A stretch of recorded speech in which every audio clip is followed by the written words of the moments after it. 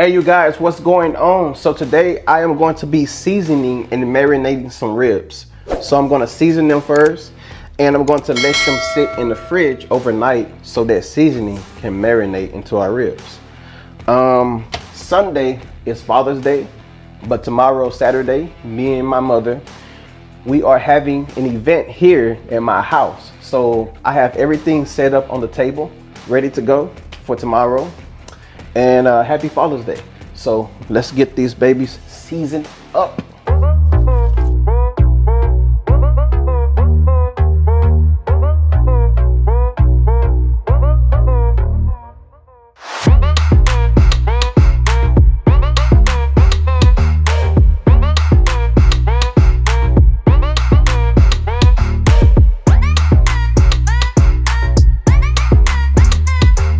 Now we're going to let that sit overnight, marinate, then the next day, I'm going to cook it, some barbecue ribs. Let's go.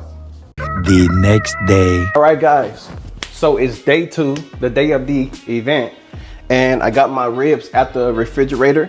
They are at room temperature and ready to be put in the oven. So let's get this started.